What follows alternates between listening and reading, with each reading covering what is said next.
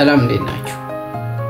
ብዙ ሰዎች የዘራነውን ወዳውኑ ማግኘት ይፈልጋሉ። ወዳውኑ የሰጠነው ወዳውኑ ውጤት እንዲያመጣ እንፈልጋለን።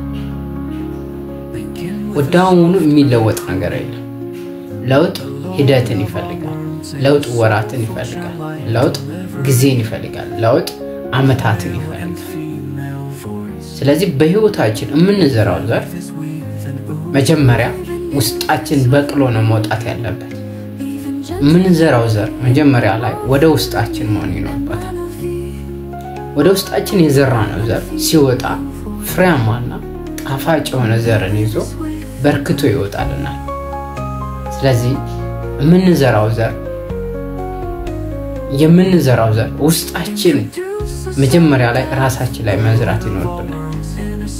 ስለዚህ የዘራው ዘር ፍሬ አፍርቶ ከመብቀሉ በፊት ምን ያደርጋል? መሬቱ ውስጥ ምን ያደርጋል? ስር በመልቀቅ ምን ያደርጋል? እድገቱን ይጀምራል። ስለዚህ የኛ ስር እድገት ከምንድነው እየጀመረ ያለው? ከውጭ ዓለም ነው ወይስ ከውስጥ ነው እየመጣ ያለው? ራሳችንን እንጠይቅ። ስለዚህ ብዙ ሰዎች ለውጥን የምንፈልገው ከውጭ ወደ ውስጥ አይደለም። ከውስጥ ወደ ውጭ ሲሆን እጅግ ፓወርፉል እንሆናለን። ስለዚህ የዘራነው ዘር ወደ ውስጣችን ገብቶ ስር ይሰዳል። ስለዚህ ስሩን ይለቃል። በውስጣችንም ስራውን ይጀምራል። ስለዚህ አብዛኞቻችን ግን ምንድነው እድገቱን ለማየት ትግስት አይኖረንም። ወይም ደግሞ ትግስት ስለሌለን የዘራሁት ዘር ምን ይሁን ትላላችሁ? አያምርም፣ አያፈራም ብለን ወይም ደግሞ ሌላ ለመትከል ድጋሚ እንሞክራለን። የምንዘራው ዘር እኮ ይወስነዋል። አፕል ስንዘራ፣ ማንጎ ስንዘራ፣ ስንዴ ስንዘራ፣ ጤፍ ስንዘራ ጊዜው አንድ አይደለም። የተለያየ የራሱ የሆነ ዱሬሽን አለ። ስለዚህ ታይፕ አለው። የሚበቅልበት፣ የሚወጣበት፣ ካፈሩ ብቅ የሚልበት ታይም አለ። ያን ታይም ላይ ነው ነገሩን ልናስተካክል የሚገባው። ስለዚህ በህይወታችን የምንዘራው ዘር መጀመሪያ ውስጣችን አንደበታችን ላይ ሊሆን ይገባል። ያን ታይም ላይ ነው ውጤታማና ፍሬያማ እየሆነ የምንሄደው ማለት ነው። ስለዚህ ውጭ ላይ ከመዝራታችን በፊት ውስጥ ላይ መዝራት ይኖርብናል። እናም ደግሞ የዘራነው ዘር እስከሚያፈራ ድረስ ልንጠብቀው ይገባል በትግስት። ስለዚህ አሁን የዘራነው ዘር ትግስት ስለሌለን እስከሚበቅል ድረስ ወይም ደግሞ ካፈሩ ወጥቶ ወይም ደግሞ ከኛ ከውስጣችን እስከሚወጣ ድረስ ሳንጠብቅ ሌላ ዘር እንዘራለን።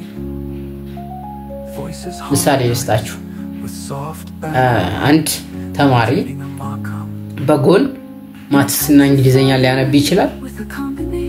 በፍጹም ሊያነብ አይችልም። ስለዚህ ሊያነብ ስለማይችል መጀመሪያ አማርኛውን ካነበበ አማርኛውን ጨርሶ ወደ እንግሊዘኛ ይሄዳል። ስለዚህ እኛም በህይወታችን ልክ እንደዛ ነው። የምንዘራው ዘር መጀመሪያ የዘራነው ዘር ማየት ይኖርብናል። ፍሬያማ ነን፣ ውጤታማ ሆነናል አልሆንም የሚለውን ልናቅና ልንረዳ ይገባል። ያንን ሳናቅ ሌላ ዘር መትከል የለብንም። ስለዚህ ወይም የምንተክል ደግሞ ከሆነ ምን እንሆናለን? ውጤታማ አንሆንም፣ ደስተኛ አንሆንም። ስለዚህ ፍሬ አናመጣም። ጥሩ የሆኑ ለውጦችን ማምጣት አንችልም። እርካታም ደግሞ አይኖርንም። ስለዚህ በዘራነው ዘር እርካታ እንዲኖረን የምንፈልግ ከሆነ ልንታገስና አንድን ዘር ዘርተን ልንጠብቅ ይገባል። ስለዚህ ይሄንን ማወቅ ይኖርባችኋል። ማንኛውም ዘር ከመብቀሉ በፊት የሚታይ የውስጥ የውስጥ ለውጥ ወይም ደግሞ የውስጥ እድገት አለው። ከታገስን ፍሬውን ማግኘታችን አይቀርም። ግን ምን ይፈልጋል? ትግስት ያስፈልጋል። ልንታገስ ይገባል። ስለዚህ ህልምም እንዲሁ ነው። ውጤቱን እስከምናገኝ ድረስ ከታገስን የውስጥ ግንባታን ከታገስን የዘራነው ዘር ማጨዳችን ግድ ነው። ግን ምን ያስፈልጋል? መታገስ ያስፈልጋል ስለዚህ በህይወታችን ትልቅ ልንማር የምንገባው ትዕግስተኛ ልንሆን ይገባል ማለት ነው አመሰግናለሁ the source of peace and grace